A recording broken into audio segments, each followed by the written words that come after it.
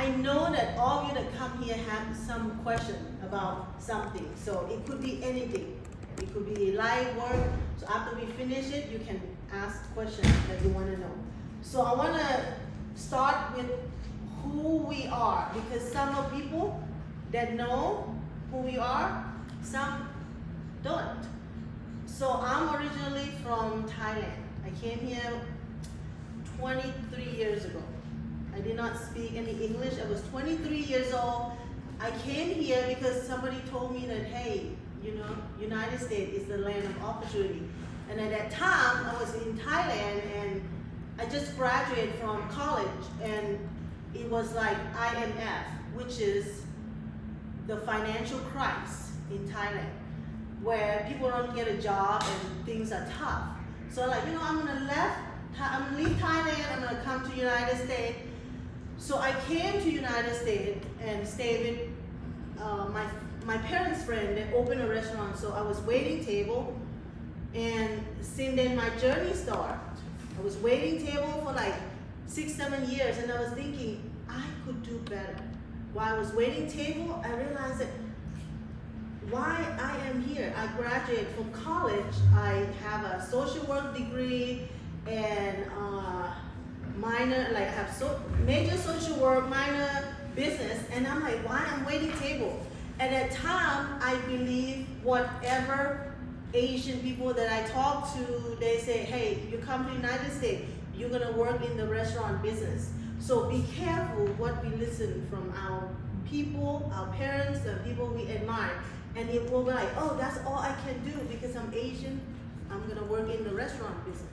So after 6-7 years, I decided, you know, I don't wanna do that anymore. It's like every weekend I gotta work, and I know deep inside my heart that I can do more and be more. So I decided to become a hairstylist. So I started selling, doing hair, and I started making more money. So I went to this seminar and said, you need to invest. So if you want to grow, you have to invest in real estate. So okay, I want to buy a house. I want to buy investment property. So I bought 2 houses in one time, and I have a real estate agent help me. And the whole transaction went smooth, and I said, this is an easy job. I can do this. Actually, I was the one that found the house, and I called her, and she did everything. I said, I kind of like house hunting. So I get my license and became a real estate agent while I was cutting hair. So I had dual career, which is I was cutting hair daytime, and then after like 4 or 5, I'll go show house. On the weekend, I show house too. So the first year of selling real estate, I got Rookie of the Year. Without speaking good English. I did not speak. I remember my first contract that I wrote. A lady, she's a broker in one company. She's older, and she called me and screamed at me. She said, "You need to go get your broker to teach you how to write a contract. This is the most ridiculous contract I have ever had." I'm like, oh my God. Because I didn't know how to, you know, read and write so well. I just fling it. You know, my slogan, wing it, like wing it. I still not doing it. So my slogan at that time was, fake it until you make it. And here I am, I'm still faking it. So fast forward, I was working hard, making decent money, but the real estate business is really stressed me out. So I was cutting hair and then selling real estate. After 2-3 years, I got divorced. My partner at that time did not agree on how work after hours and, you know, long hours or go show house in the evening. He wasn't feel comfortable with that. So I got divorced, and then along the way, my emotional wasn't good. So I was thinking I need to quit real estate because this is not good. I was depressed, you know, got out from divorce, relationship, and then selling real estate, you have to be on top of your game. If you are not on top of your game, when you walk into something, your client can read your energy. So, Charles and I always say that if you don't have a good day, don't show up. You can just say, hey, I could not make it today. Because when you go show house or meet a client with the listing agent, you have to perform your best self. If someone going to trust you with their most valuable thing, the most important thing, they want to see your best self. And if you show up 50%, 60%, they can read you. We all can read each other. Okay? So I was down on my life, wasn't doing good, so I was thinking I need to quit real estate because it's too much, stressful, go show house, did not have anything happening, and I did not have any system where the house that I closed, I didn't know how to follow up with my clients, so I didn't get any repeat client. So I would always look for more new client, go after new thing, chase after shiny thing, and I got tired. So my team broker my team leader at that time told me, "Now you want to go to Bowl?" I said, "Okay, I'm gonna go to Bowl, and after I go to Bowl, if I do the things that they told me to do and it doesn't work, I'm gonna quit real estate." So I went to Bowl. At that time, my GCI was about 30,000. In my opinion, if you're making 30 or 40,000, by the time you pay everybody, pay yourself, I don't know if you make enough money to stay in real estate. So in my opinion, at that time, I was making 30, 40,000, it's not worth it because What I year was that? was 2008, 2009, something like that. I got into real estate in 2007, okay?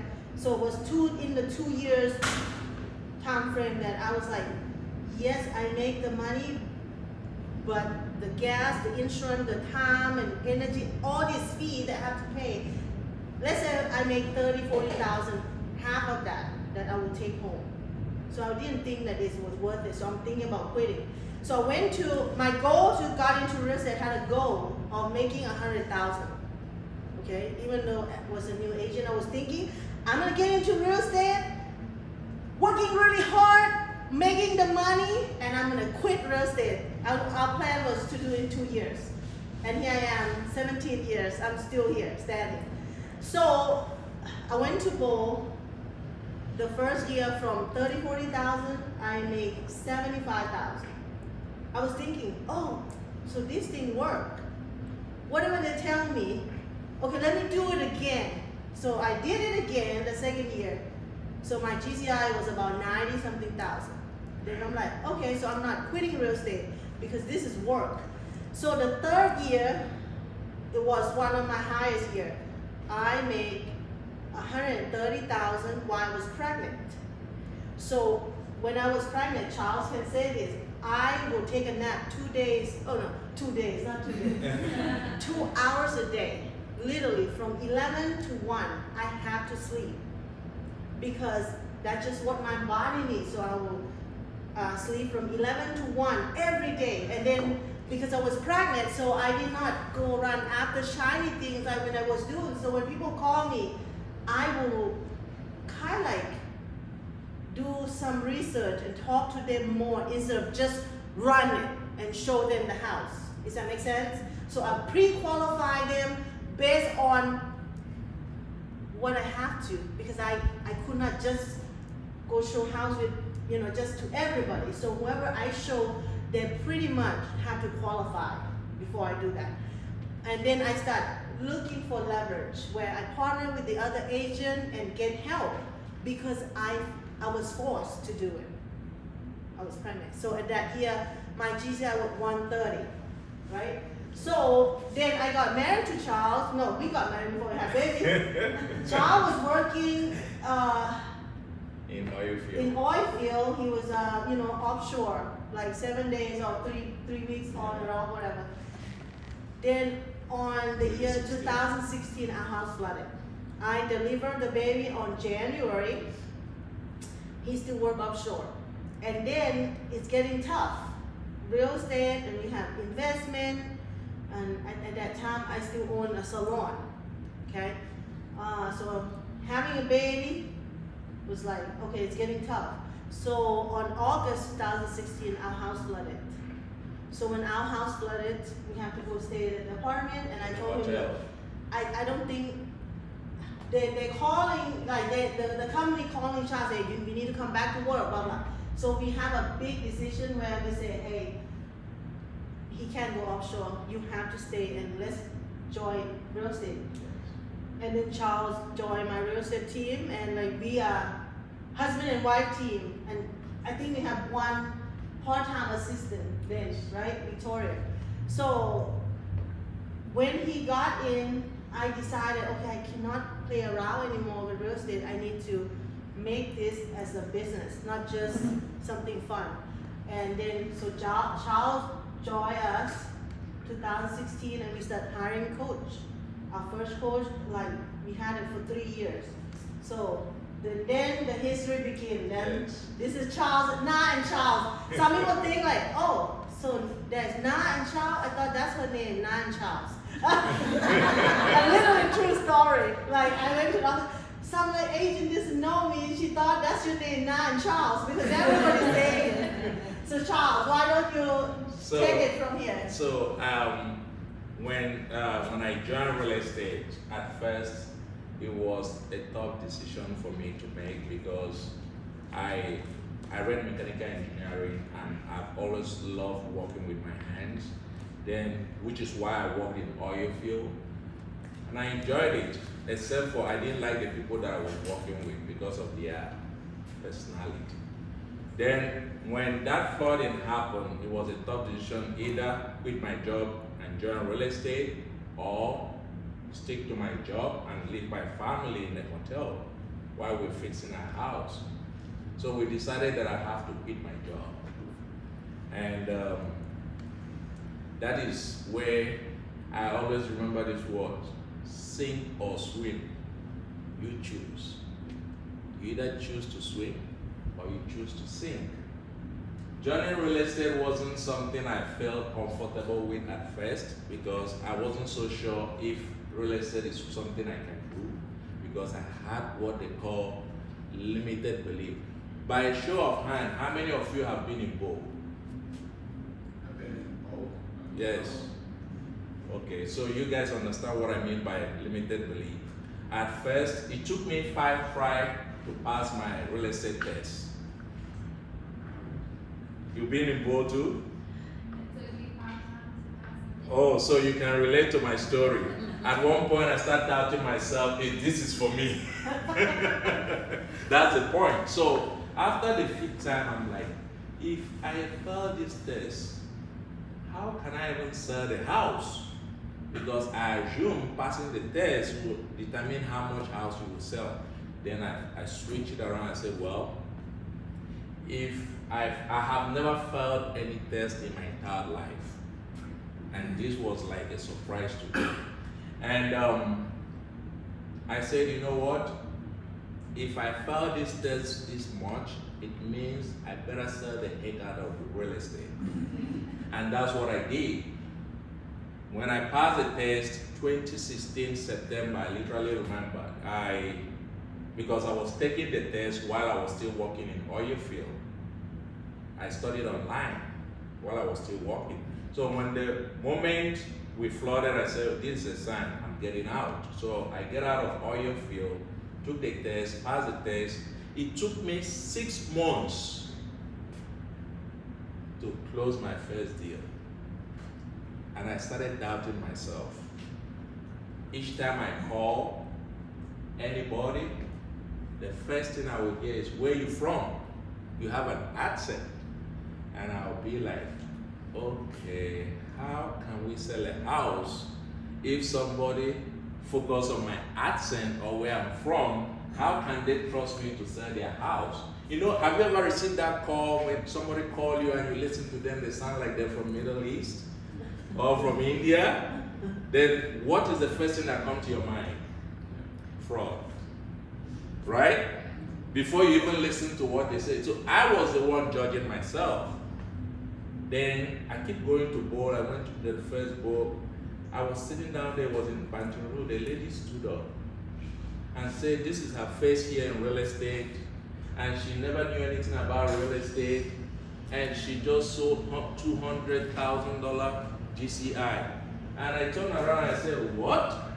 when I heard that, because truly, I really didn't think that I could make a living out of real estate, to be honest with you. But when I heard that in Bantu Root, that shifted something inside me that made me realize there's a lot of potential in real estate. And not only do I love selling, will I love selling real estate, I love meeting people. I love connecting with people. I love sharing what I know with people. And I love listening to what they have to say.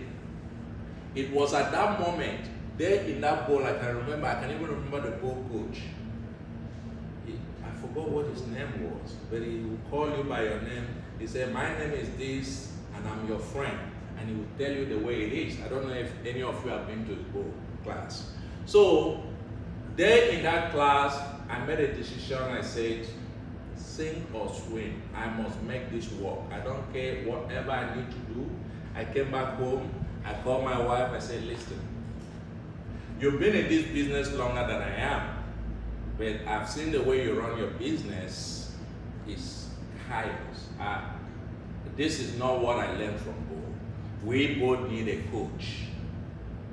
We both need a direction. We need a system. We need to make this work. And I'm so glad she didn't argue with me. She didn't fight with me. She said, okay. So we start looking around for coach. Please write this down. You can either chase or attract. You can either chase or attract. So we choose to attract the things we want in our lives. At that moment, we said, you know what? We're going to just be looking and attract that coach into our life. Because we know we need a coach, but we don't know who the coach will be. Because the funny thing, what people don't understand, is one thing to get a coach, it's another thing to get the right coach. You are as good as your coach. If you pick the wrong coach, it will make it even more difficult. When you pick the right coach, oh my God, it's like what the right coach will do in your life is, you know how when you are driving, we all have what they call blind spots. We have what they call blind spots. We think we know ourselves until somebody sees us from a different angle and tell us what we don't know about ourselves, which is a great potential that we can use in our businesses. So what the coach did, of course, most of you may know her. Her name is Joy Roston. She's in a market center out of Bantu Root. And where did we meet her? At home.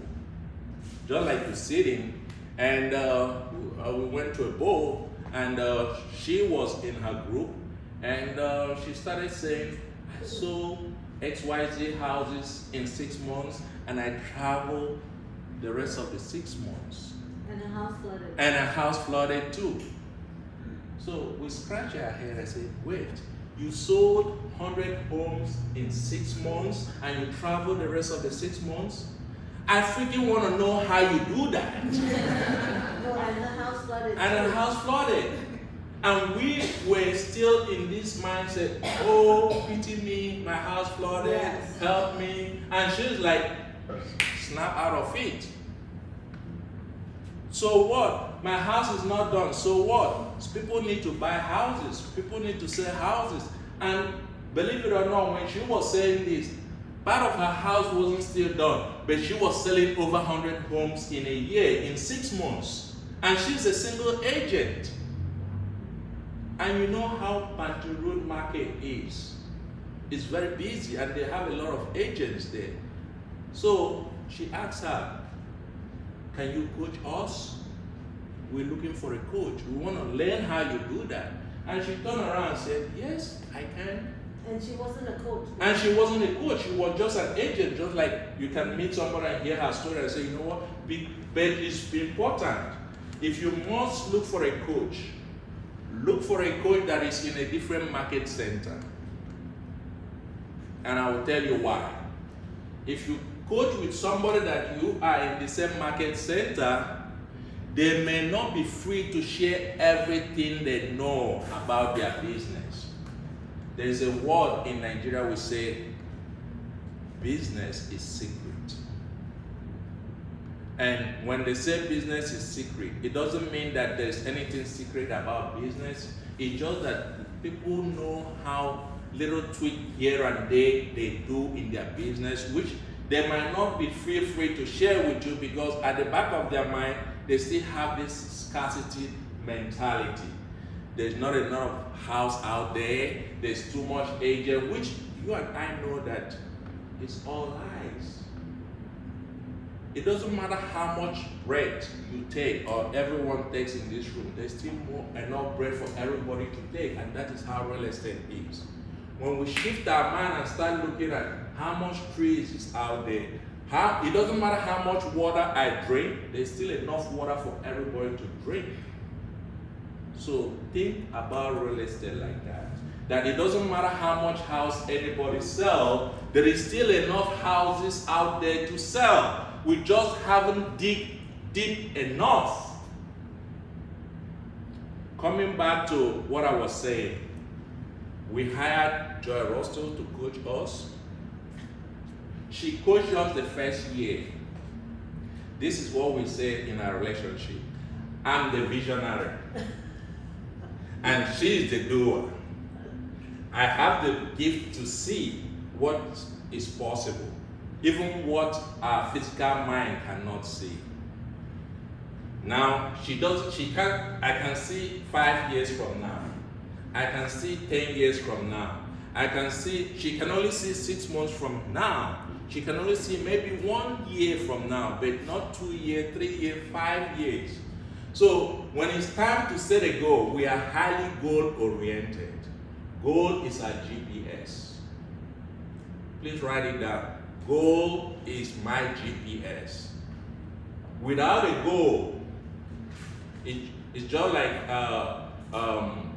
without a goal, it means you don't know where you are and you don't know where you are going. You have to have a personal goal, a financial goal, a physical goal, spiritual goal. And you have to check in each and every single day and say, where am I on a scale of 1 to 10 on my physical health? Where am I on a scale of 1 to 10 on my financial? You know how much you have in your account. You check in with yourself, where am I on my spirituality? And the reason you're doing this is you are not doing this to beat yourself up. You are doing this to be aware of where you are and where you want to be. When you have that at the back of your mind, what it does is that it will wake you up and stimulate your why. Why are you a realtor? Why should you show that house? Why should you go on that listing appointment? Why should you go to this appointment? Whatever you do, that will be the energy behind it. Then our coach started coaching us, and I told her when we were sitting down, she asked us, what is our goal? The first year, I turned around, I remember that day like yesterday. We were going on a walk, and the coach said, go and think about your goal and call me the next day. And we're walking. She said, Charles, what is our goal? And that was my first year in real estate. I have never set a goal of selling any house. I haven't sold any house before. And I said, our first goal is 250,000. And she almost passed out. She said, Charles, I've been in real estate over 10 years. I have never sold past 130,000. And you barely even sell one house. And you're telling me our goal is 200. And I said, yes, that is our goal.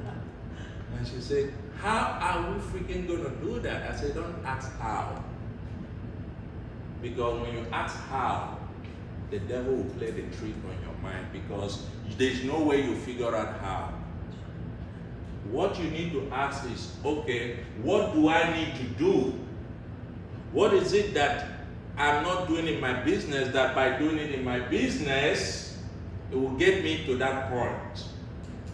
And when you start, because when we ask ourselves the right question, every one of us, please say this: I am a co-creator of my life. I design my life. I choose my life. If you think all the story you have in your past life until today, consciously, unconsciously, you choose it.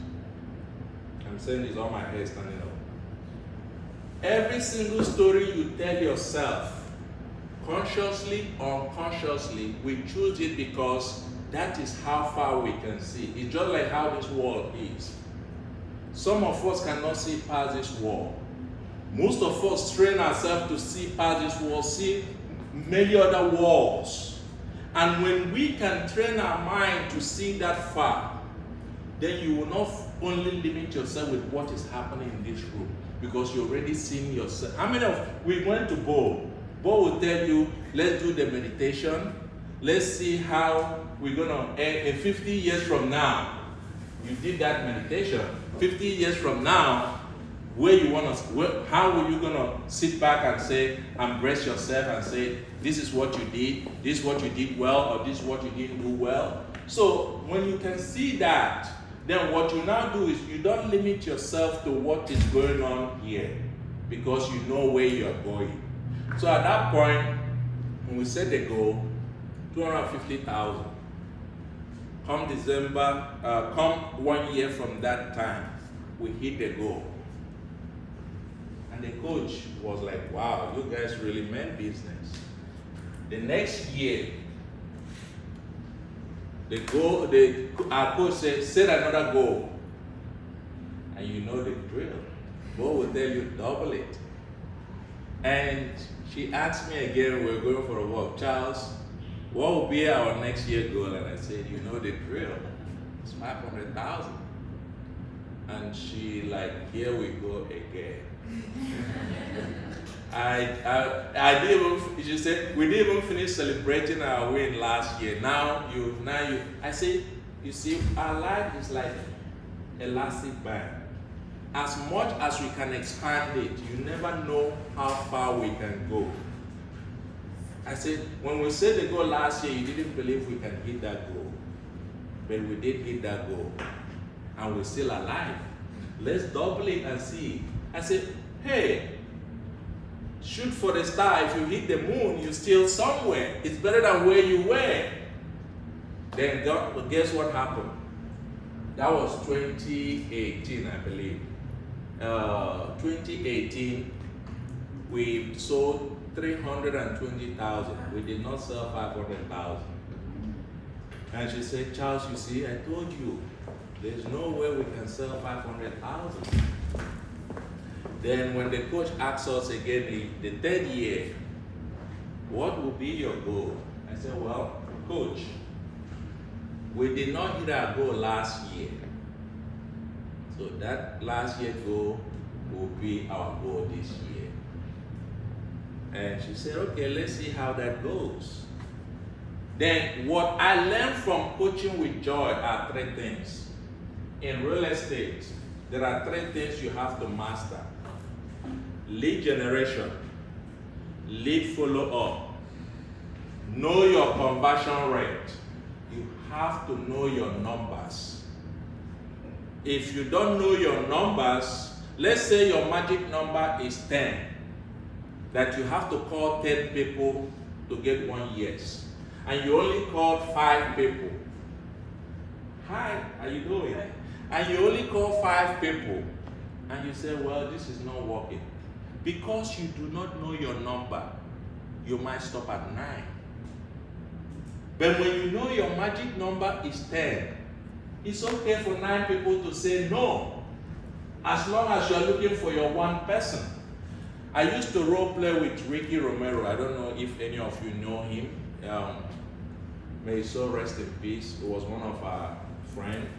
And he would say, Charles, before we role play, he would say, Charles, I want you to know my goal today is be to have her. And I will say, my goal law is come from contribution. Good. Then what we'll do is, how many calls you're gonna make today? I will tell him how many calls I'm gonna make. Then he'll be, what I'll tell Ricky, I don't care how many calls I'm making. If I don't get one appointment, I'm not stopping. I know the board will say call 20 people a day. But my own call is call until my slogan is push. Pray until something happens. I call until I get one appointment. I don't care if it's buyer's appointment, seller's appointment, any appointment, even rental appointment. Because that makes me justify that I have done what I'm supposed to do for that day. Then any other thing I get in between is extra. That's what I do. So when I start doing that, Ricky learned from me and started doing it. So we started doing that. The third year, we hit 500 and something thousand. 530. We hit that goal. So when we hit that goal, we tell our coach that it is time to move on. It was a tough decision. We love our coach. Oh my God, we love her. Even we still call her and thank her for bringing us from where we were to where we want to go. The main reason why we left her was we want to build a team. And she was a single agent. And because while we were doing board and other seminar, we go to personal growth seminar. Most of it is you have to know yourself. Something that will help you understand when I talk about blind spots. If you don't know yourself, have you ever heard about this word that say your weakness is your strength and your strength is your weakness? When I talk about my asset was my weakness, that is me thinking. However, I flip that asset to be my strength because when I call people and they say, where are you from? Instead of me judging myself and say they will not trust to buy a house with me, what I now feel, they're actually listening to me. And I use that as a leverage. And I say, well, I'm originally from Nigeria and thank you for asking, but let's go back to what we're talking about. How can I help you sell your house? And you'll be surprised how many conversion I get after that. I say something about know your conversion rate, learn how to close. You could lead generate from morning to night. And you can convert as many leads. At first, I used to think it was a lead problem. When I called her, I said, I need more lead. Where do I buy lead? She said, Charles, it's not a lead problem, it's a conversion problem. And I said, how can I learn how to convert? I called my coach, Joy, I said, I need to learn how to convert. And she said, Charles, you need to take a course called Language of Sales. I never knew sales have its own language until I took that course.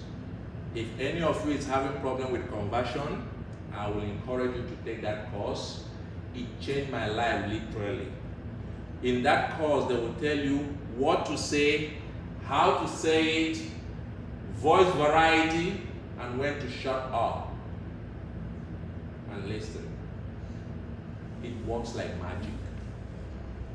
You can still use it for your negotiation.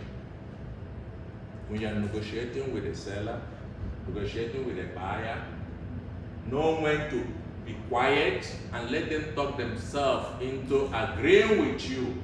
Or you know when to say, when to change your voice, when to bring them up, and when to let them down, and when to bring their pain and pleasure. I said, remind me again why you say you don't want to make this offer. I thought you said you wanted this house.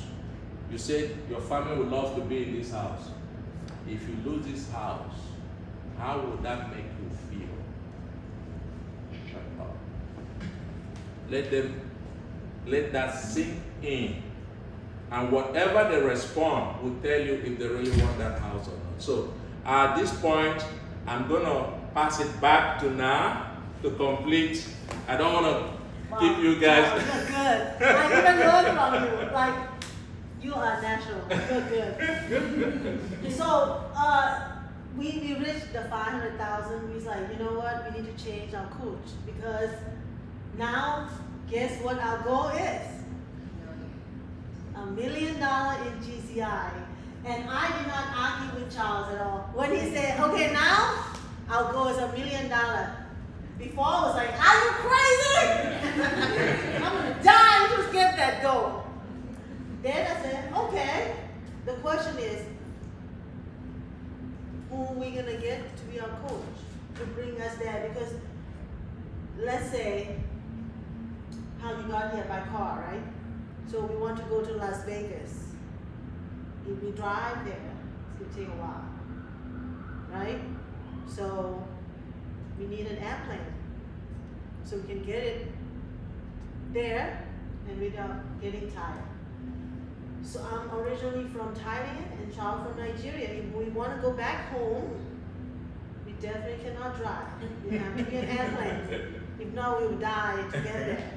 So we're like, okay, we're gonna look for a coach, and we're gonna find a coach that already have what we want. You see, Charles always say, you can't give what you don't have, right? Be careful who you get advice from.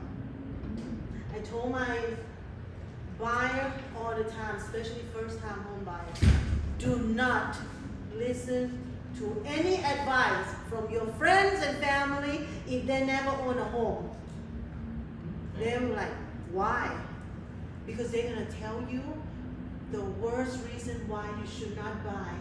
Not because they don't love you, because they love you so much and they don't want you to go through trouble.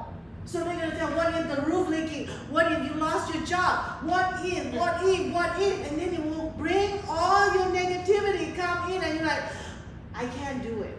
Yeah. So if you want advice from somebody, go get advice from somebody that already own a home.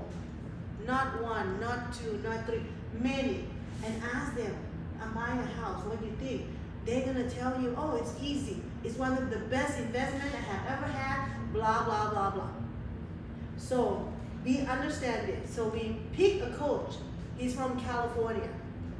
He built a big business, right? Yes, yes. Like he owned a brokerage. Actually now he sold his practice and Yes. then he became a spiritual A teacher. spiritual coach. His Yes. name is Danny Moreau, Danny that's his name. Moreau. So we coached with him 1 year. He brought us into this place, this journal. We love him. And we did not make $1 million. Yeah. We did not. That year we ended up short at 490, 480, Yes. less than the year before. Yes. It was COVID, right? 2020. And then after 1 year of that coach, we said, you know what? We want to change the coach. We realized that we need a shot. A shot. because we were so chaos. We did not follow schedule. We just everywhere. We like run ourselves to death. And I had a baby, right? She's like 2 years old, like on top of everything. And when Charles joined my real estate career, I got very unhappy because what happened is when he went offshore, he came home, we will be like, you know, love each other. I'm so excited to see you, la la la. And then he left. Then I have my own thing. I do my own thing. I don't have to worry about food, about anything. So I was like, get used to that for like 2-3 years. Then when he joined me, it's like we in together all the time. Like, and he will ask me questions, it's driving me nuts. I would be like, go ask your broker. And then I realized, you know, I need to change this. It's not healthy for my marriage. So I took this class. What was the class you took? It's a life coach by Mitchell Thompson. It's called when I think of it, I will tell you. Anyway, it's like, oh, that's something I can't think of it. Anyway, Yeah. so she coached me for 1 year, and then I talk to her once a week, oh no, once a month, and then she showed me what my weakness is and what my strength. So I didn't realize that we all have a different personality, different, like, you know, I don't know if you go to DISC, you have a DISC personality. I'm a D. I didn't realize, I'm like a high D. There's no any between, like D.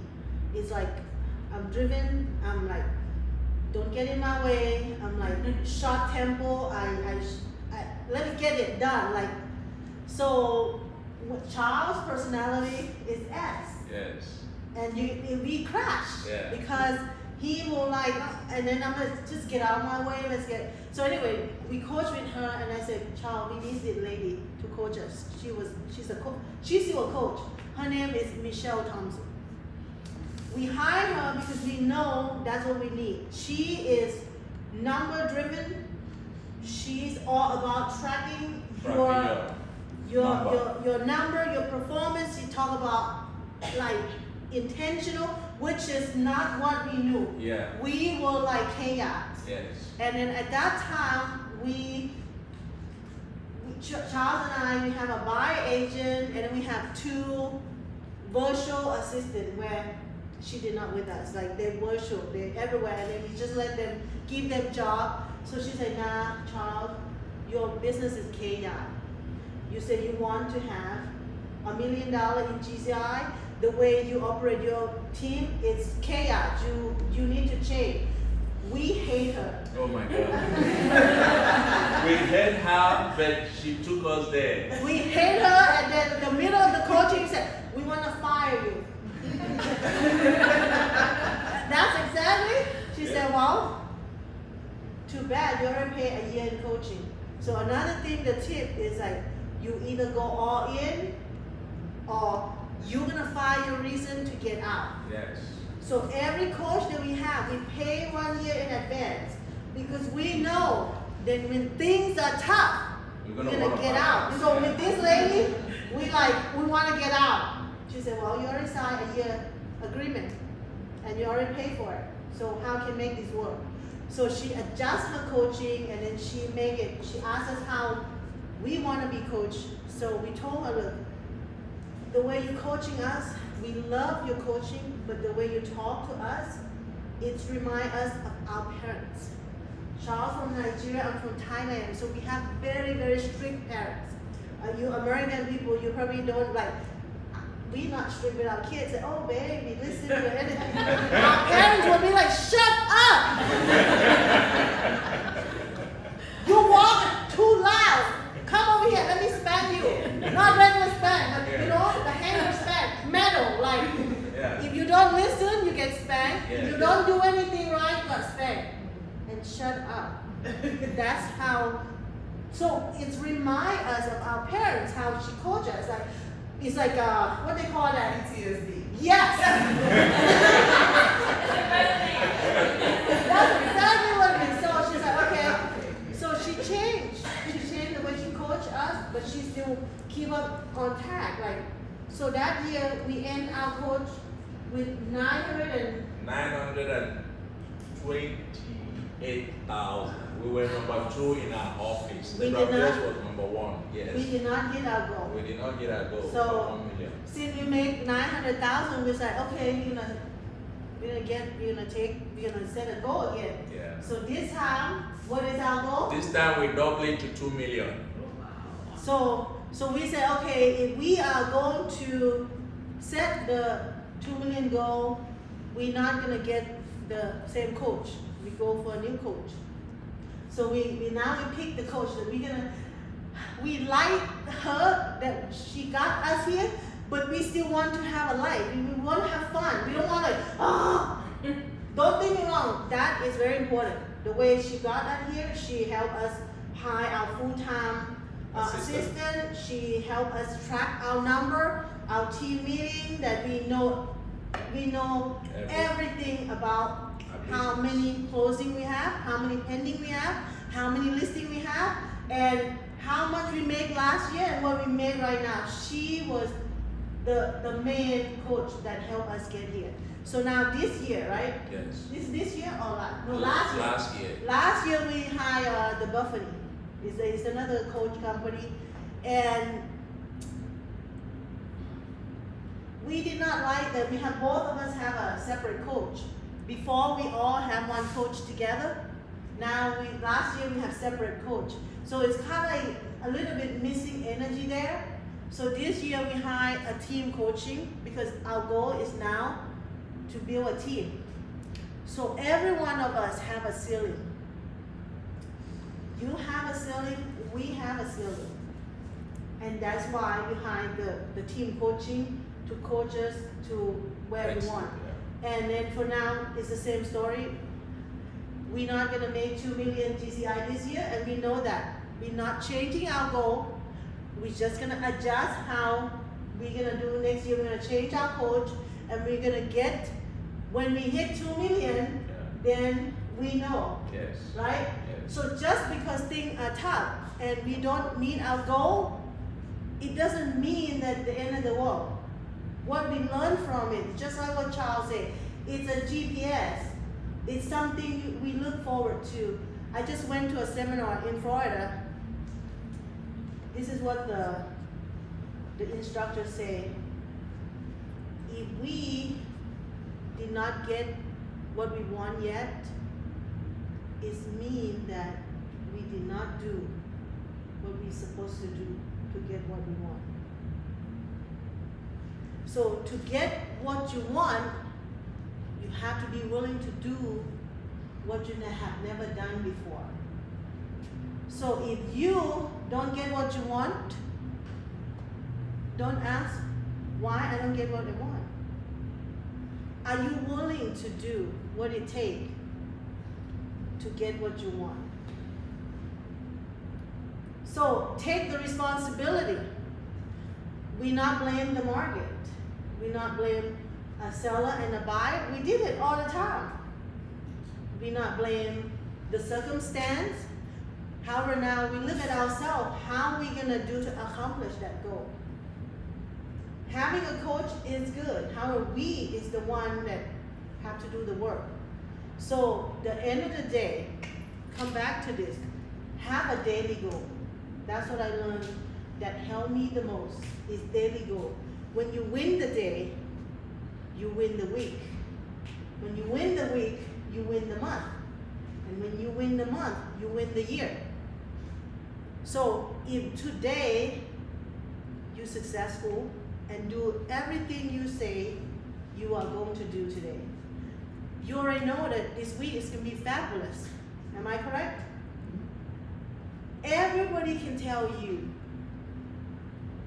all these success stories, all these things like Charles and I can tell you, right? Like, hey, $1 million GCI. Like, oh my God, that's a lot. How can someone accomplish that? I was thinking 100,000, it didn't even do it. It's just like working out. The other day, my friend called me and said, "Nah, how did you do all that? How do you have the 2 kids? Busy real estate with the team, have all these investment properties and other things that I do. How do you do it?" I said, "It's just like working out. One day you just, lift 5 pounds. The next day you do 10 pounds, then 15 pounds, 20 pounds. The challenge when people get dangerous is they compare their inside to other people outside. So they see Charles put 50 pounds and I want to do 50 pounds too without building a muscle. Yeah. That's when the danger come in that people want to have shortcut. They see now Charles have 800, 900,000 GCI. They want it too. Who don't want it? Did they do the things, what it take to get there? Did you win your day? Did you have structure? Do you even have a goal? It's easy to say, oh, I want it. But there's a lot of detail and commitment and sacrifice. There's some days we are really frustrated. There's some day it's like, you know what, we want about, we're quitting this. This is too much. There's some day we worry how we're gonna pay our bills. We are just like all of you. We're going through challenge in life. The different, we stay with it. You know, you only can win the game of life if you stay in the game.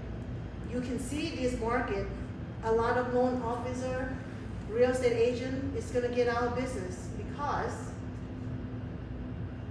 they can't survive. Whoever sustain in this business have a chance to win. Because if you quit the game, you won't win the game. Am I correct? Mm-hmm. The question is what you're gonna do To sustain. to sustain. And why you sustain? To build your skill. You see, people think that anybody can sell. Charles just told you, not everybody can sell.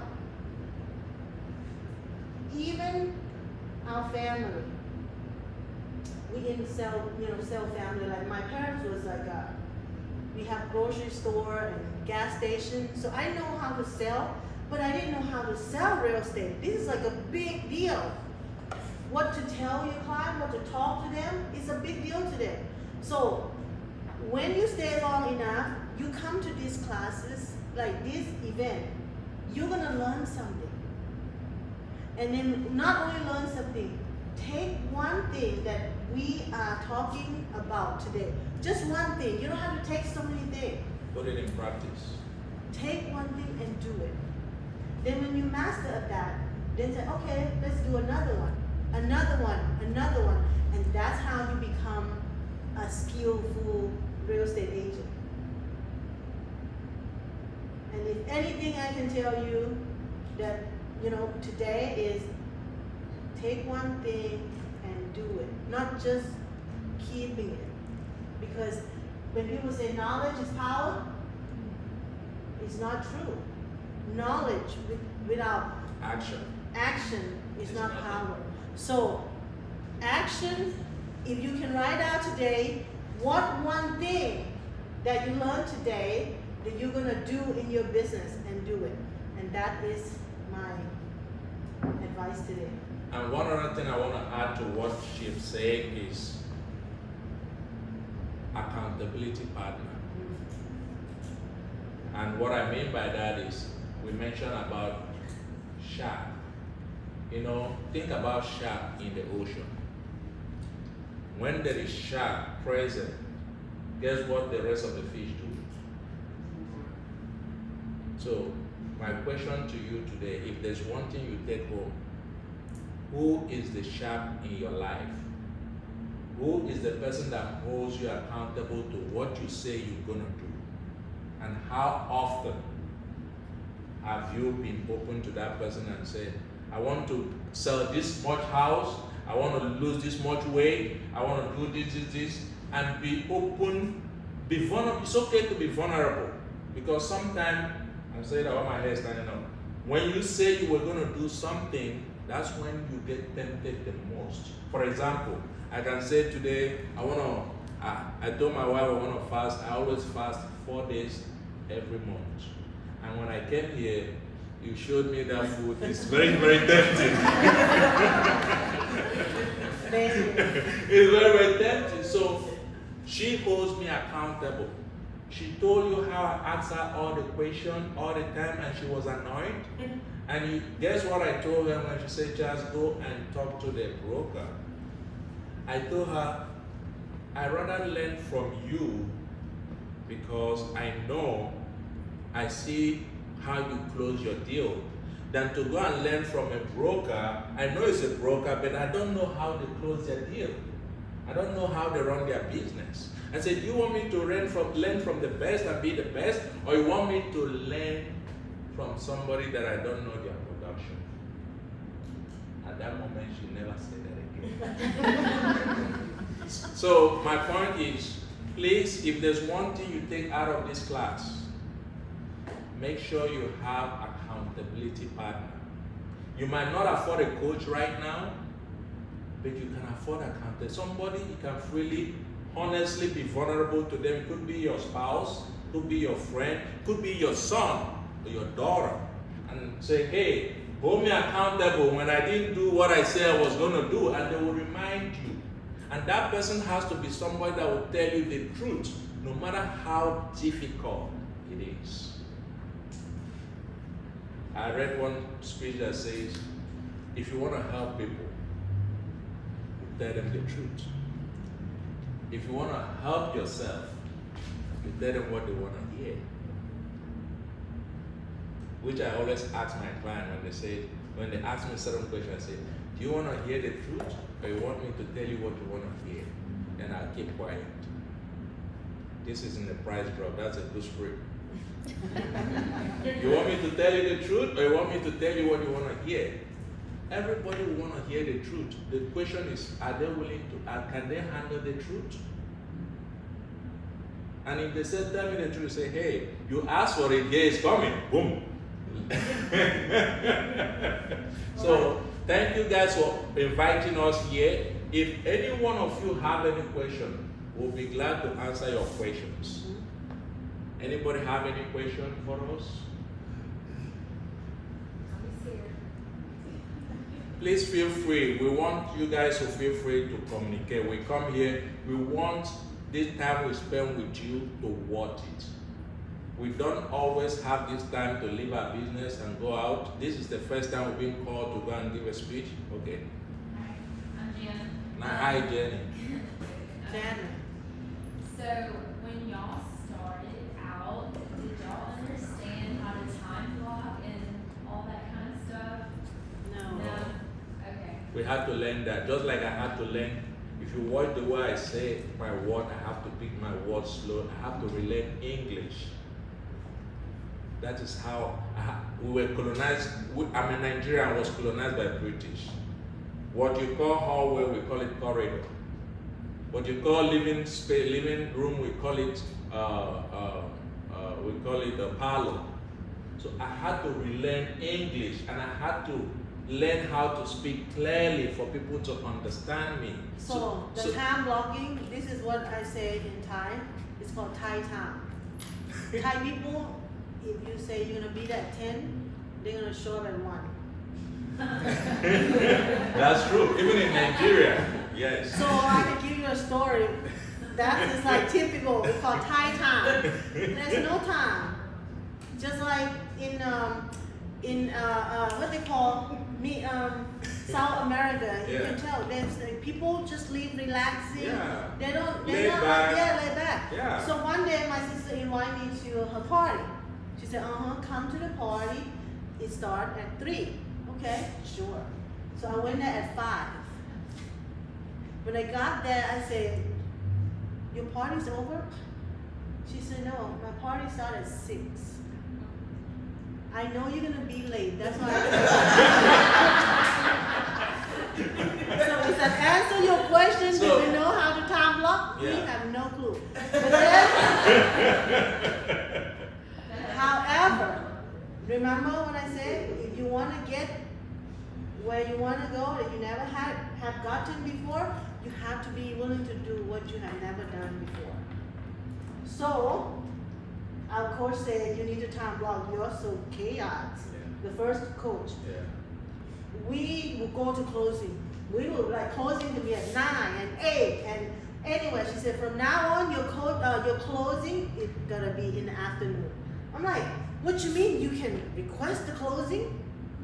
She said, yeah. You call your title company and say, hey, this is my closing. Tell them in advance. I want to make sure you put my closing in the afternoon. I'm not available in the morning. I have an appointment already. She said, you can do that? Yeah, do it. So we start. We will call the title company and say, hey, we can't close in the morning or I have an appointment. We're only going to go closing in the afternoon. So that's how we start the time blocking where in the morning, only do the things that, lead generation. Lead follow up. Unless, like, It's absolutely necessary or emergency. Your morning determine how your day is going to go. I read this book by Brian Tracy. He said, Eat That Frog. He says, do everything It's just like the book one thing. Do those major things that will create a momentum in your business in the morning because you still have better energy in the morning. Then in the afternoon, you can now start going on closing, showing, other activity that doesn't need a lot of mental energy. People don't understand. Real estate is combined by mental energy and physical energy. It takes a lot of mental energy to convince somebody to sell the house with you when they have 5 other agents that is calling them. It takes a lot of mental energy to be able to convince a buyer to buy a house that is actually out of their price range. That's why she said, if you are not in your 100, do not go to the appointment because you will not get that appointment. So let me answer you have a time blocking schedule? Not quite yet. Okay. I'm trying to figure that out. I see. Are you full-time agent or like dual agent? I'm brand new. Dual career? You have any other job? Just staying home mom. Okay. How many kids you have? And how old they are? 12 and 6. 12 and 6. So they already go to school. So you have, and then you have to pick them up in the afternoon? What time you pick them up? 3. So what time you drop them off? 7:30. So from 8 to 2. Yeah.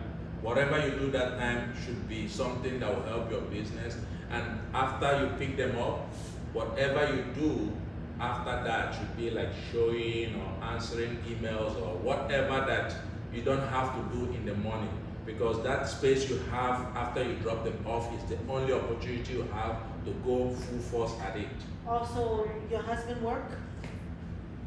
And do you have to meal prep, like you have to cook every day for your kids? Okay, so I incorporate this. When did we have, like, I was like having a baby, I have one, Daniela, and then I was pregnant. I have Jojo. I was thinking like, how I'm gonna do this? I mean, having one kid now, I have another one. So I went and talked to a top producer and my, she had 3 kids. I said, how do you do this? How do you function? She said, nah, do meal prep. She said, we do meal prep and then we lose weight, we save money, and we don't, when we get home, all we do is just get the food from the refrigerator and eat. We don't have to rush. So I took that advice. You see what I'm saying? That people can give you any advice. If you don't do it, It's just an advice. so I came home, I said, Charles, we're gonna do meal prep. At that time, we was overweight, Yeah. okay? I was like 37, 38 pounds. Charles was like, oh I was God. 200. Don't have to tell me how that. Yeah. What happened, we did meal prep. At every closing, we have celebration. Let's go eat out. Yes. Like, we give us Yes. ourselves like Yes. celebration, so we eat out all the time. Yes. Like, that's the way we celebrate. And then I came and said, we're gonna do meal prep. So I cook once and twice a week, and then meal prep, put in the refrigerator. We bring lunch to our office. So at lunchtime, instead of go try to eat Popeyes and cans. And also the time you used to drive there, you are wasting time. You can just pick up a food from the refrigerator, warm it, and you have your meal and you go back to work. So time is very, very important. What you do with it is very, very important. With your baby, if you have meal prep already, you go pick them up when you come home, you give them, they're so young, they're gonna eat whatever you give them, but you already have it ready. So you don't have to worry about what you're gonna feed them then, and you're gonna train them to eat healthy. And talk about that. If you notice, we have this uniform. It helps us, don't worry what we're gonna wear. Every morning you just take it, put it on, you go. Yes. Because that time frame you start to figure out what you're gonna wear, it takes out, that's what you do in the morning determine how that day will go. Because in the morning you try to figure out just clothes will take you probably 10 minutes to pick out the clothes. But you don't have to do what we do. Yeah. We are overachiever. Like you can tell. You can still pick your clothes the night before. Yeah, That way you can have a good morning. yeah. You know, some people still want to look good. Like do the clothes the night before, and then in the morning you already got it done. Is that help your answer? Yeah, very much. And then from 8 to 2, that's when you are going to have your most, because you can't time block before 8 because your kids are involved. You can't time block after 3 because Yeah. we have kids. We Yeah. know what it's like. I didn't think of it in that way, like to time block while they're at school. I just was like all over the place with my thoughts, like, oh, what if I have to do this at 5? What if I have to do this at 8? And then set at, You know, and the good thing about real estate is you're your own boss. You manage your own schedule. When my clients say, hey, I want to show house at this time, or I want to go to a listing appointment, like today at 5, I'm going to a listing appointment. He said, can we meet at 2? I said, I already have an appointment. How about at 5? They will agree with you. Yeah. They don't know you have appointment or not. yeah. Even though your appointment with your kids, Yeah. you can say, I already have appointment Yeah. with your kids. You don't tell them with your kids. So I'm not available at that time. How about at this time? Most people, especially the one that have kids, they will understand. You know, and another thing, after I have second baby, I start forget things. I don't know if you have that. I forget things. When I get home and I see my baby, my memory just like I don't like, it's blank. Like I love my kids and whatever. So it's important to set your client an expectation.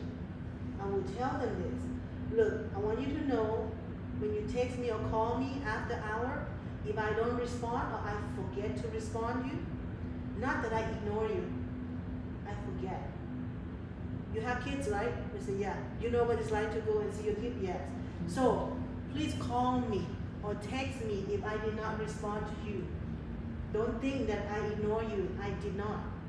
They really understand. Oh, they understand that. And it's okay to be vulnerable to them and say you're human. Yeah. You are not perfect. But we strive the best to do the best we can. But you're okay. That's where authenticity comes in. We don't put up this good-looking program. We tell our client, listen, we are not perfect. And at every closing, if you may want to include this, at every closing, we ask our client to review us. Tell us what we did good through the transaction and what we could improve on a scale of 1 to 10. And we are open to critics because we want to be able to learn to better serve others.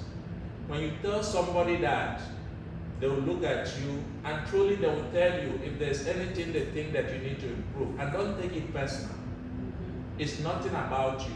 It's about the way, it's just like, for example, I'm standing here talking to you. I might think that I'm standing in a certain way, and you might be receiving it in your own perception. So I have to honor that. Does that make any sense? So when I ask them that question, it's just to see if there's any way I can tweak what I'm already doing so that people perceive me better. Does that make sense? Yeah. She had a question. Oh, okay. I wanted to say real quick, so I'm friends with Dot on Facebook and I'm a very visual person, so when they sit here and talk about meal prepping, okay, you hear it, but I've seen the photos of her meal prepping throughout the weeks and oh my God, she does not play around, she is serious and she's like, I'm cooking today, preparing, and there's like all these ingredients and then the next photo is all the prepped meals and it's like, In the box too. Yeah. wow, it is Yeah. phenomenal. The planning, the strategic planning lets you know she means business when she says so. Yes. And it helped us. We Yeah, lose it weight. does. It helps us a You lot. know, and we save a lot of money. Helps with other people on Facebook want to follow you and be more related to you because they're seeing you do meal prepping and And- hey, and I that- want to use her. And that is indirect sales. Mm-hmm. People already know you are realtors. Yes. They don't want to be sold, but they need to be sold, directly or indirectly. People are curious, they want to know what you do in your private lives. Mm-hmm. People want to know what you do in your personal life. But if you go and stand there and say you want to buy and sell a house, people already know you're a realtor. Yes. But you just have to be present in the social media and let them absorb you, what you do behind, if you are not selling a house. Mm-hmm. And they will remember you whenever they want to buy or sell real estate because they see your personal life. And that's why we do video with our kids, we do video with food, We do video with inspiration speech. We do all kind of video. It's just to remind our followers that when you think of real estate, Yeah. think of us. We just don't say it like that. Does that make any sense? And you know the good thing about social media, you can really control what you want them to see. So my question is a couple parts. One of them, we have some new agents in the office, and I think that everyone starting out struggles with lead generation. Can you give, from me from different countries and coming here and really not having a database or anything, what would be some advice that you have for lead generation as far as where to go to get leads for new agents? I would say do it all. When I started out, Maury, if you remember Maury from my office, she was my mentor. And that's another thing. Every new agent needs a mentor. If you don't have a mentor, you're gonna struggle. When I go back and say, Maury, it's been 6 months. I don't know if I want to do this. She said, Charles, he said, let's talk about it. They have for sale by owner, expires, done. Actually, Maury accompanied me to my first door knocking. That's how bad she wanted me to do door knocking. I was so scared. She gathered with 6 new agents. She said, let's go to a neighborhood. I said, are you sure the dogs is not going to bite us? She said, let's go. She brought us to a neighborhood and he said, you go this road, I will go that road. The other agent, we spread out and we went and knock on doors. And that's where I learned that, oh, okay, you can actually knock on a stranger's door and introduce yourself and say, hey, my name is Charles with Keller Williams Realty, and I just want to let you know that I'm a realtor, and of course, if you want me to be sending you all the statistics of the houses in this neighborhood, I'll be love to. To those that open the door. Now, some doors, nobody open, we just hear the dog barking behind the door. But she told me, do it all, know your strengths. From your strength is which one do you have the most response. I call for sale by owner, I call expire, I knock on door, I do open house, I do social media, I do it all. Then I come to realize that I'm not good at phone. I don't have good conversion rate over the phone. So that's when I went to Bo said do Bo 100. You guys know we do a lot of Bo 100. Yes. So I don't have problem talking to a stranger at the mall. Then what I do is I walk up to them and say, hey, how you doing? We talk, I give them my card. Then after I do that for one time, 200, 300, 400, 500, that's where the magic happened. That's where I realized that people actually understood me. Everybody understood what I was saying, and I get better response one-on-one than over the phone. So what happened at that point is, if I see for sale by owner, rather for me calling them, I go knock on door just to see if they are there. If they are there, I'll get a better conversion than to just call them, oh, I'm a realtor, I will help you sell your house. They will say, yeah, I'm not the only one that called them. So you have to know your strength and your weakness and double down on your strength. Then your weakness, work on it. Work on it, because at one point that weakness will turn out to be strength too. So I would say do it all and pick the one that you get most response and most activity result. That's what I would advise. Okay, I can give advice.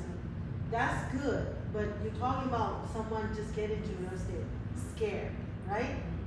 Really scared and don't have confidence, don't know where to go. My advice is to go to somebody that you trust, which is your friends, your family, and your church, your business. Like, we all have circle, right? And the thought of call for sale by owner like Charles, he will die. Like I'll kill myself before I get rid of it. I did not. At one point, I told Charles, "Did you see how many houses I sold?" I said, "Yes." "Did you see me call for sale by owner?" He said, "No." Yeah, she hates rejection.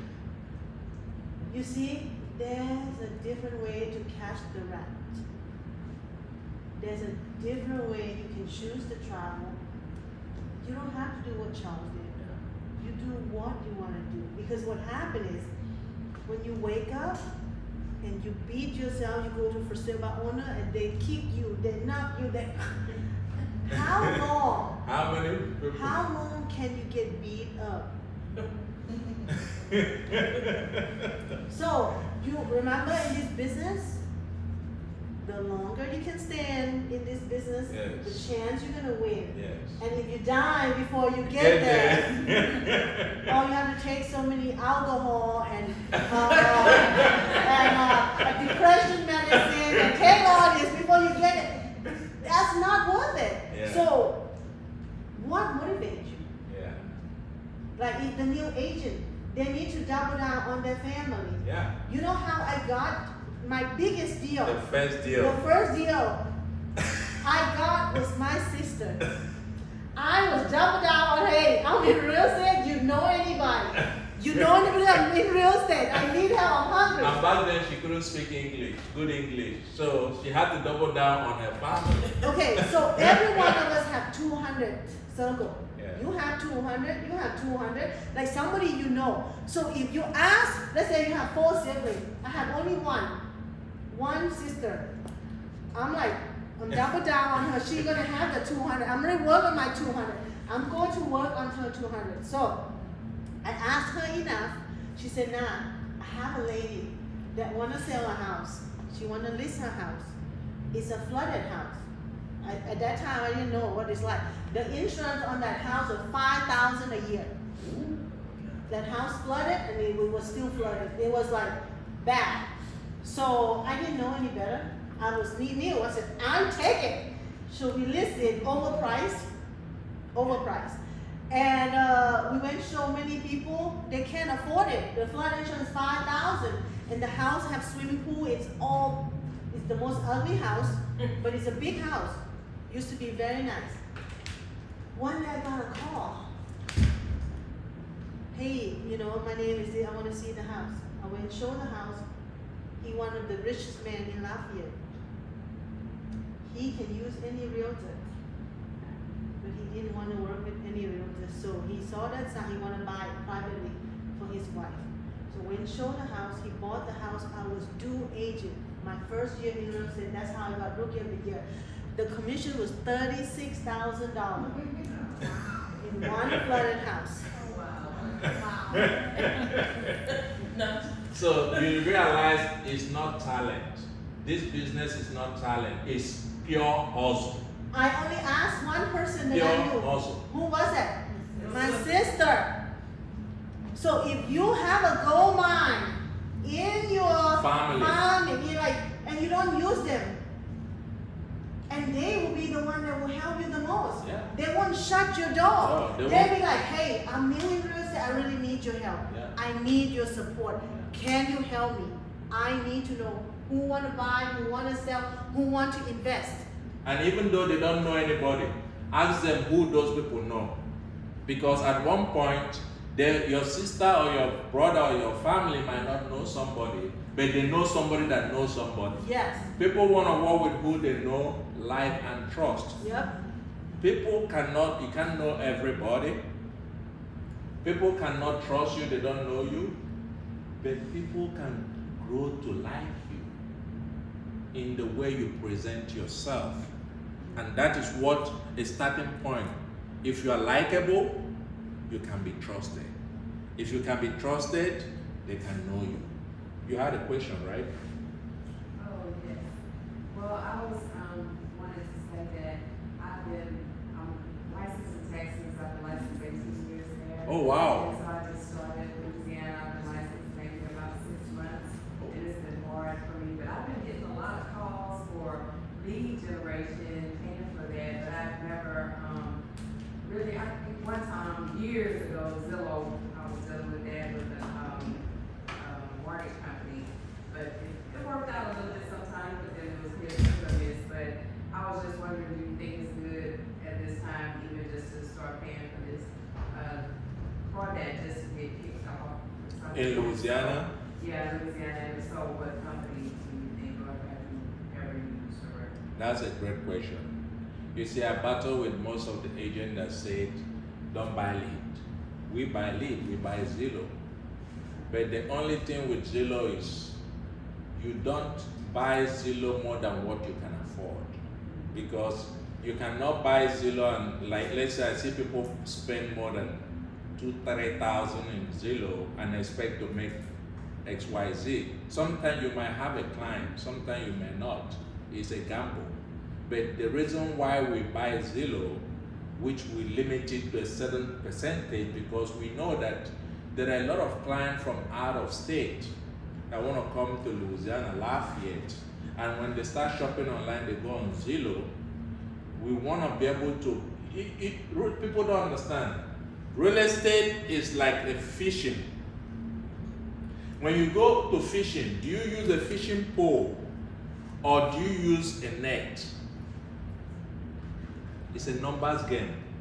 If you see it like that, as many opportunities you can put yourself out there, social media, signposts, whatever, just to, you don't know if one person called from your sign, you could, like she said, she become a dual agent, right? Then, if there's opportunity in Zillow, now, what I'm against is some people, they don't have money now, they're paying Zillow $2,000 every month. That is where the problem is, because sometimes I was telling her, she said, Charles, it's not a lead problem, it's a conversion problem. Online, just like you know, online leads are like wildcats. You have to know how to capture them because you are not the first agent they have spoken to. So I tell people, if you don't even know how to convert, don't buy online lead because it will be a waste of money. Because most people that go online talk to so many agents, then you have to provide a value out of how many agents in that neighborhood. Why would they want to work with you? And you have to say it up front and let them go and think over it and say, okay, this person knows the value, and I can share our script with you. When they say, is this your first time buying a home? They say yes. I say, okay, I want you to know we work with first time home buyer and we can help you get into this house or any other house with no money down and no closing costs. Isn't that what you want? Shut up. Who will say no to that? Right. Then you say, when they say, yeah, that's what I want, but there's a catch-22 to this. You have to have a certain credit score, a certain type of job to be qualified for 100% finance. And my job will be to negotiate for the seller to pay your closing costs. And by so doing, you can walk into the house with the least amount of money out of your pocket. Who will say no to that? Does that make any sense? So you have to create a value that make you stand out of 100 other agents on Zillow.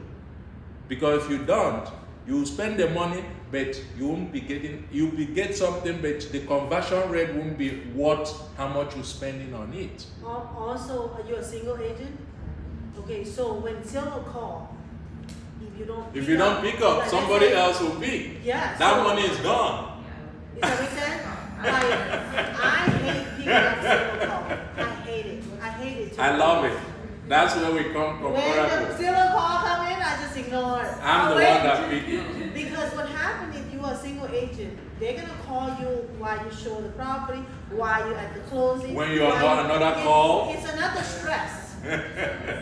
So if you really want to buy lead, you have to have another agent, in my opinion, to like help you catch that call. Yes. And then you can work with her on saying, or him. If you don't have a team, you can say, hey, help me pick up this call Let's when play I do not 50-50. call. Yeah. Okay, but don't pick up like you have a timeline. Like I said, when it's ring one time, if I can pick it up, I'll pick up. But if it's ring 2-3 times, you pick it up. And then with that, you have to trust that person. Then we need to see how we're gonna share that you know, if it turned to a closing or things like that. Or they can just pick it up for you and then send you the lead that you can close. Does that make sense? Because if not, you are adding another stress and nervous, and there's a lot of money in it that you want to be able to, Yeah, you know. recoup back. Yeah, And recoup like back. she said, we tried that. Mhm, It has to be an agent that you trust. mhm. We've given some agent opportunity to pick our call, they picked it, closed the deal, and denied that the deal worked. And we know it worked. So what we did, we cut it off. And when they came back and said, okay, now we want to be, I said, no, we can't trust. So you have to be agent that is willing to have integrity, that willing to share, just like you're willing to share. It's your money, it's your lead. Yeah. Yeah. Okay, anybody else? Any other question? Well, my question was your question. Oh, So okay. about the leads and stuff, but I also had a comment about the person in your life that's gonna keep honest with you and truthful. It's very important to have that person. Just like you said, a training partner when you work out, but you have to have somebody to keep you honest and keep you on track. Yeah. That's very important. Yeah. I like that. Yeah, sometimes we all have this default to fall into our default. That's why both said a life by design. We have that default to fall back to our default. Could be our default to maybe my default is to walk like this. Then just walk up, then I remember I gotta walk faster. Somebody that always remind you to knock you off what you normally do regularly. Because this business, you have to adjust to the business. That's why I tell people real estate, one thing I love about real estate is never the same market all the time. Sometimes it's a seller's market, sometimes it's a buyer's market, sometimes it's both.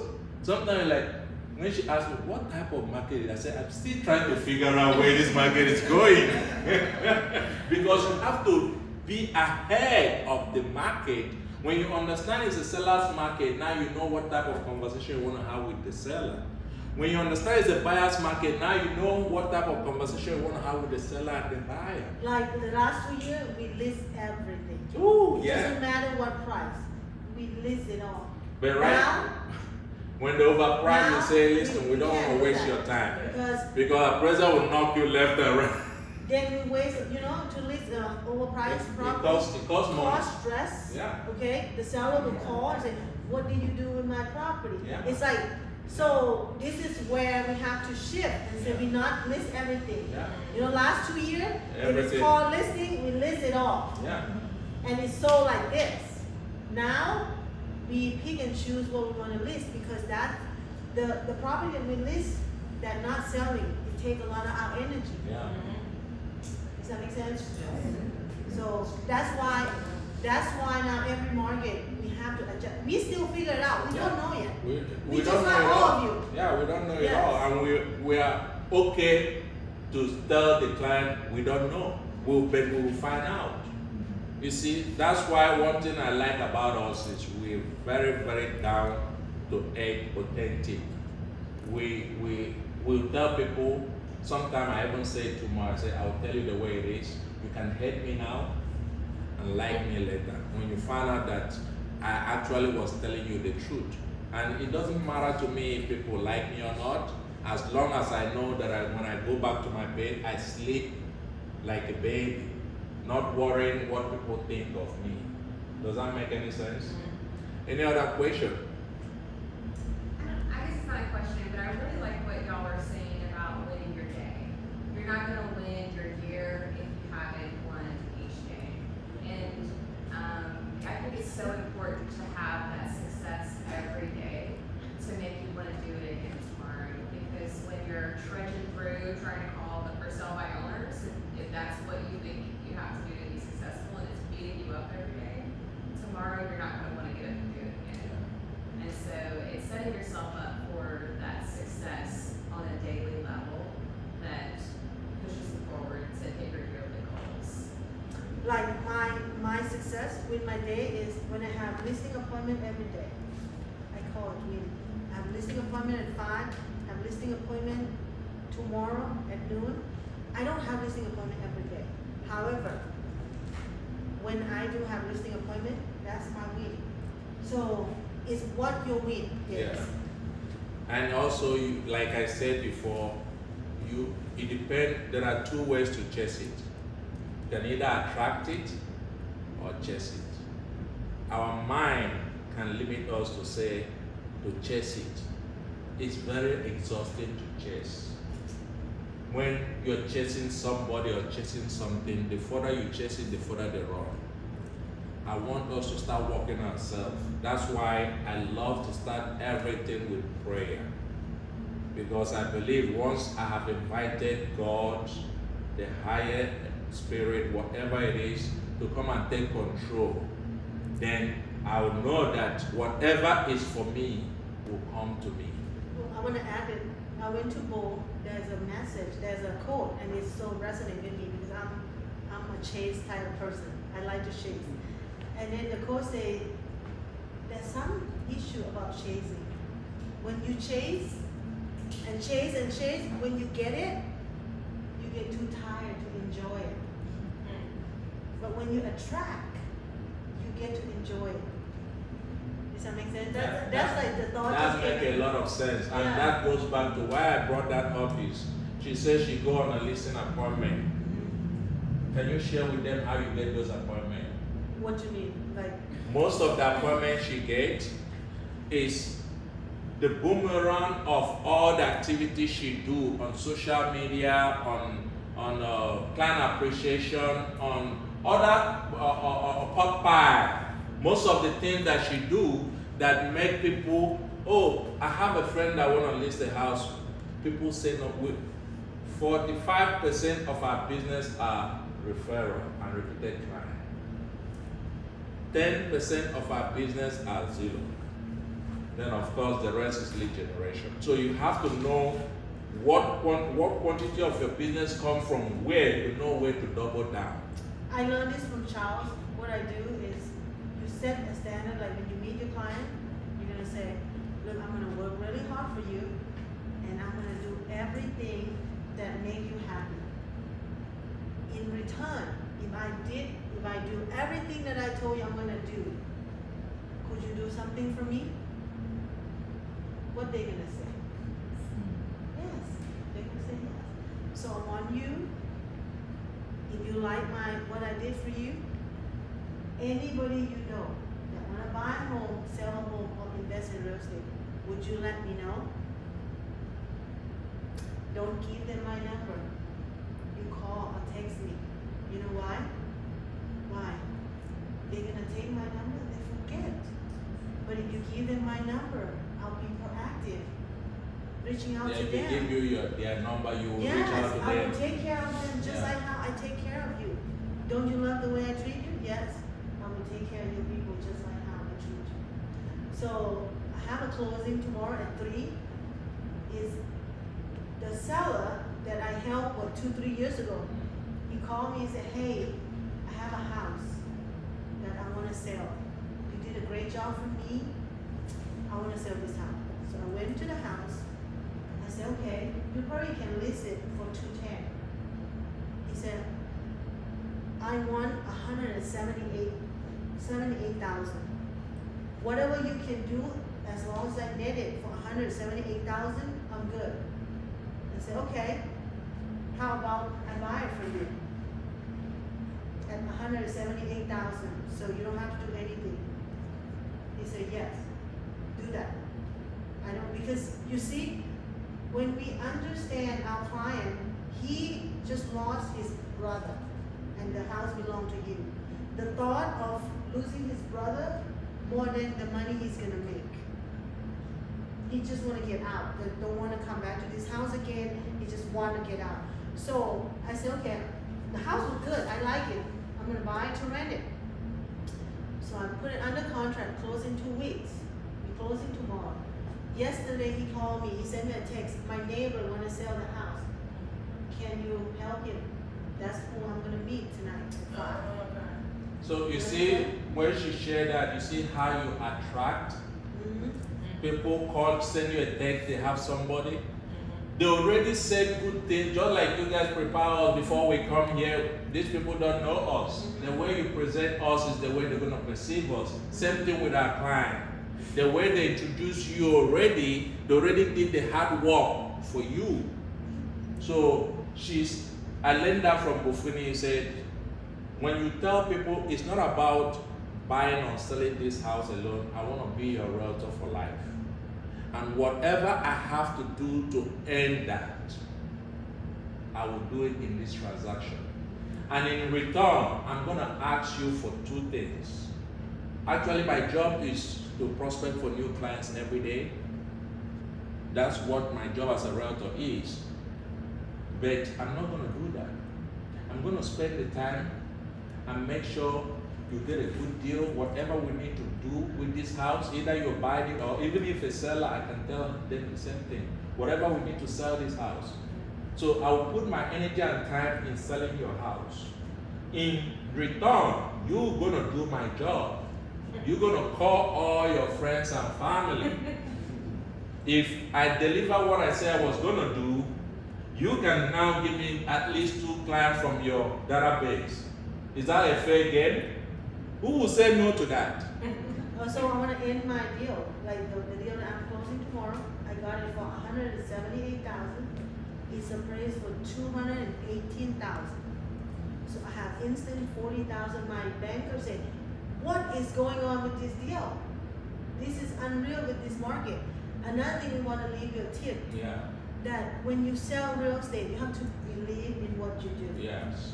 If you're trying to sell somebody real estate and you don't even buy it, You don't buy it, or you rent it, and you try to sell for a first-time home buyers, and you all rent it, or you own a house and you see a house that is a freaking good deal, that you can buy it and rent it out. Why do you shut yourself out of the opportunity? Yeah, you can make commission selling it, but you make more if you start investing. She and I, we own over 25 rentals in Lafayette. And I'm not saying that bragging, but I'm saying it to share with you guys what we do on the side, because we don't plan to do this for the rest of our lives.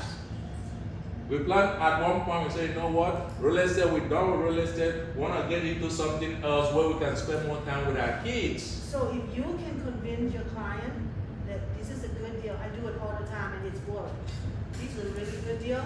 If you don't buy it, I'm buying it. And then I did it in work. I said, listen, if you don't buy this house, I tell you I'm putting a contract on it. They'll say, what? Okay, let's go ahead and make an And offer. be serious, no. Yeah. You have to come from the core. Yeah. The gut. You don't manipulate them and say, this is a great house. Yeah. If you don't buy it, I'm buying it. They can't. Everybody hates Nobody want to lose. Nobody want to lose out on a deal. Yes. Have you had to do that already? Yeah, No. Okay. I did that. And I made it too. Look, we bought a house last year. There's an investor said, look for house in this location, la la la. I found one with the tenants. Mhm. Brand new, like 2-3 years old. Mhm. I sent it to her. I said, I think it's a good deal. Already have tenants Mhm. and nice house in a great location that you want. She said, we don't want it. I turned around to Charles and said, Charles, this is a good deal. You want to buy it? I said, hell freaking yes. With a tenant, I don't have to find tenant. It's in a great location. Hell yeah. We bought it, and then when the lease up in December, we go up from 800 to 2,000. 2,000. That is one of our best tenants. We did not miss any rent. We did not have to do anything. We didn't at the fix time. nothing We in just the take house. over the tenants. So when you believe In your in your product. product, people will believe too. You have Yes. to be able to convince them. Not it's like, I don't know if this is a good deal. And then it won't show. It won't show. They People won't can believe read your you. energy. Mhm. People can tell, people can smell your energy 1 mile away. Yeah. That's why I always tell now and remind myself, I say, where am I coming from? Am I coming from here? Here there's a lot of fear and doubt. But if I'm coming from here, this space is the strongest force that nothing under the sun can withstand. When you come from your heart, doubt and fear is not here. Here have a lot of passion, a lot of strength. But if you come from here, doubt, fear, a lot of programming that happened right from we were 2 years old. So many no from our parents. You can't do this, you can't do that. They have built up a lot of programming. Shut this off and come from here. And listen to what is this place telling you. If he say go, go. I'm saying all my hair is standing up. Michael, So at the end of, last year when we took gold, I heard you say that you had a number in mind of doors you wanted to own for this year. So you just said that y'all have 25. Is that number from last year still your goal for this year, or has it changed? $100. I want $100. However, I don't know, this year, my goal is to want $100. With the interest rate that rise up, I don't make that much profit. So, you know, like, sometime, remember we have a goal, how it may not be a good time Gotcha. to do it. But it is still eventually. Yes, yes, 5 years ago. I bought four, like last year we bought 6. We bought 6 homes, and this year we completed our 3 houses that we built it. And it's coming up, it's going up, our goals is going up, it's just not as fast as we want it, because sometimes fast growth is good and it has the ups and downs. If you don't build a solid foundation, you come back crashing. Yeah. So you have to grow healthily. That way you can withstand the storm when it comes. Yeah, with the rate, the way it's Yeah. going, like, I have to really be careful, because this house that I'm closing tomorrow, I'm just gonna break even, get the tenants in, because the rate is high. The rent is high, You know? but we buy it anyway because that location is a great location, and we know that down the road, when we sell the house, there's equity in it. So there's a lot of potential in it, but not just right now. This is not a great time to buy it, but we can refinance it down the road. But I see a lot of short sale is coming. Yeah. There's gonna be a lot of short sale foreclosure, because what happened is, things still very expensive, getting more expensive, but then the government tried to make things slow down, so people don't make that much money, Yeah. and a lot of people still used to spend the same money that we. When they were making much money. Does that make sense? So I think there's gonna be some more opportunities show up. Yeah. I just would not able to buy like what I bought last year. Like, now with the rate that going up like that, we have to buy at discount. Yeah. It So, has to be. yeah. If it's not a good deal, don't even touch Yes. it. You wanna Because say the market might be upside down. I wanted to ask, okay, so like when you first started with your investment, did you own a finance first, or did you go with traditional financing? How did it? We did both. We did owner finance. We bought a trailer park, owner finance, put down 20%, 16 trailer lots, and we own it. After 2 years, we refinance it and buy out the owner, and now deal with the bank. We sold the trailer park after 7 years, and we make some cash flow. The reason why we sold it, I didn't want to deal with those type of tenants anymore. They suck my energy, they take my time. When somebody cheat on the wife, they bust the wall, I have to get a handyman. And then what did my wall do to you? Back to your question is, it depend on where your finance situation. Yeah. Because what happened is, owner finance is hard to come by. Yeah. You understand? You have to really find a deal and then get someone willing to do that to you. So Yeah. the best way to do it, it depends on your situation. Like, you leave a house right now and then you go buy another house and rent the other one out just to try it out. So the investment thing is all about where you at Yeah. and how much you How willing- yeah, financially yeah. are you?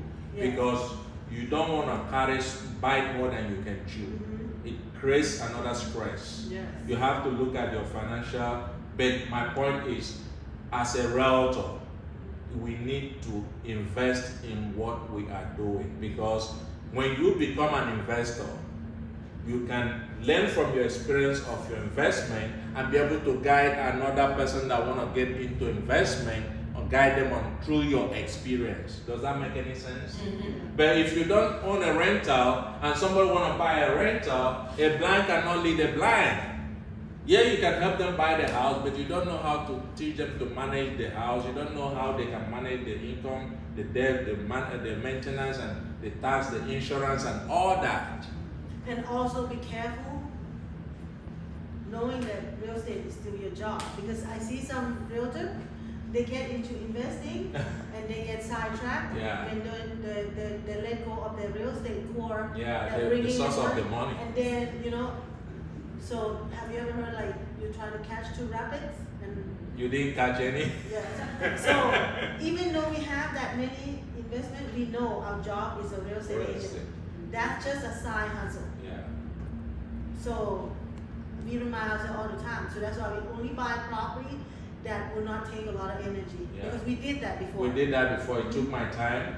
And I wouldn't be we wouldn't be this successful if we still manage those Cheap property. cheap properties, because it will consume your time. The time would have been going to show a house, you need to go and fix AC, fix plumbing, fix all. You understand what I'm saying? Then at the end of the year, you say, okay, what did I do with my time? All right.